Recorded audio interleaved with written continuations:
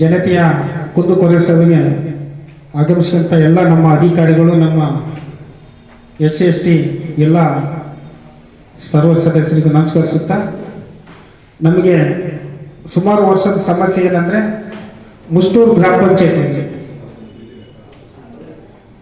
ಅಂಗನವಾಡಿ ಸಮಸ್ಯೆ ಸುಮಾರು 5 ವರ್ಷದಿಂದಲೂ ಕೂಡ ನಡೀತಿದೆ. ತಮ್ಮ ಗಮನಕ್ಕೆ ನಾವು ತಂದಿದ್ದೀವಿ. ಅಲ್ಲಿ ಹೆಚ್ಚಿನದಾಗಿ ನಮ್ಮ SC ಸಮುದಾಯ, ಅದರಲ್ಲಿ ಮಾದಿಗ ಸಮುದಾಯದ ಮಕ್ಕಳು, ಅಲ್ಲಿ ಒಂದು ಪಾಯಿಂಟ್ ಇತ್ತು ಸರ್. ಅಲ್ಲಿ ಅದನ್ನು ರದ್ದುಪಡಿಸಿ ಸುಮಾರು 10 ಕಿಲೋಮೀಟರ್ ನಡಿಬೇಕು ಸರ್. ಸಣ್ಣ ಮಕ್ಕಳು ಹೆಂಗೆ ನಡೀತಾರೆ, ಅದು ಮೇನ್ ಸಮಸ್ಯೆ ಸರ್. ಹಂಗಾಗಿ ಮಕ್ಕಳು ಎಷ್ಟೋ ಜನ ತಾಯಿದ್ರು ಅಲ್ಲಿ ಸ್ಕೂಲ್ಗೆ ಕಳ್ಸೋದೇ ಬಿಟ್ಬಿಟ್ಟಾರೆ, ಅಂತ ಸಮಸ್ಯೆ ಇರೋದ್ರಿಂದ ಅಲ್ಲಿಂದ ಸೀದಾ ಇದ್ರ ಹತ್ರ 10 ಕಿಲೋಮೀಟರ್ ನಡಿಬೇಕು. ಸಣ್ಣ ಮಕ್ಕಳು ನಡೆಯೋಕೆ ಅಸಾಧ್ಯ ಸರ್. ಇದು ತಾವು ಗಮನ ಹರಿಸ್ಬೇಕು.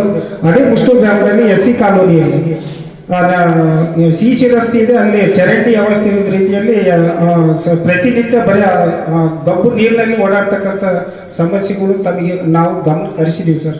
ಇದನ್ನ ಆದಷ್ಟು ಬೇಗ ಇದನ್ನ ಗ್ರಾಮ ಪಂಚಾಯತಿಯರು ಇದನ್ನ ಗಮನ ಹರಿಸಿ ಚರಂಡಿ ವ್ಯವಸ್ಥೆ ಮಾಡಿಕೊಡತಕ್ಕಂಥ ಕೆಲಸ ಮಾಡಬೇಕು. ಒಂದು ಎರಡನೇದಾಗಿ ತಾವು ಪರಿಶಿಷ್ಟ ಜಾತಿ ಪರಿಶಿಷ್ಟ ಪಂಗಡಗಳ ಏನು ಜನಾಂಗದ ಕುಂದುಕೊರತೆಗೆ ಕರೆದಿರೋ ತಮ್ಮ ಗಮನಕ್ಕೆ ನಾವು ಒಂದು ಸಣ್ಣ ಮನವಿ ಮಾಡಿಕೊಡ್ತಿದ್ದೀನಿ.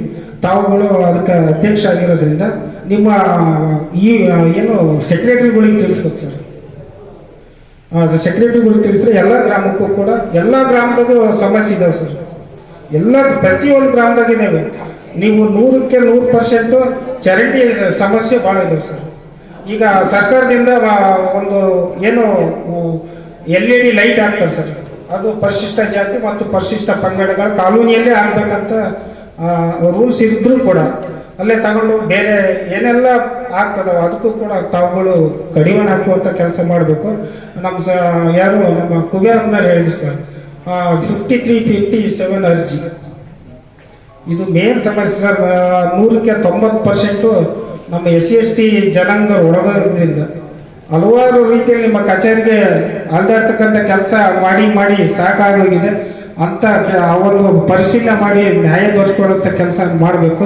ಆಮೇಲೆ ಮಿನಿಗಿರಳ್ಳಿ ಅಂತ ಒಂದು ಗ್ರಾಮ ಬರುತ್ತೆ ಸರ್, ಮಿನಿಗಿರಳ್ಳಿ ದೇವಿಕೇರಿ ಪಂಚಾಯತಿ, ಅಲ್ಲಿ SC ಕಾಲೋನಿಯಲ್ಲಿ ಸರ್ ಚರಂಡಿ ವ್ಯವಸ್ಥೆ ಮೇಲೆ ನೋಡೋ ದಾರಿಯಲ್ಲಿ ನೀರು ನಿಲ್ಬಿಟ್ಟು ಅಲ್ಲಿ ನಮ್ಮಲ್ಲಿ ಭಿನ್ನಾಭಿಪ್ರಾಯಗಳು ತಿಂಗಳಿಗೆ 1 ಬಾರಿ 2 ಬಾರಿ ಗಲಾಟೆ ಆಗಿ ಸ್ಟೇಷನ್ ಮೆಟ್ಲು ಕೂಡ ಇಕ್ಕುವಂಥ ಕೆಲಸ ಇದೆ ಸರ್.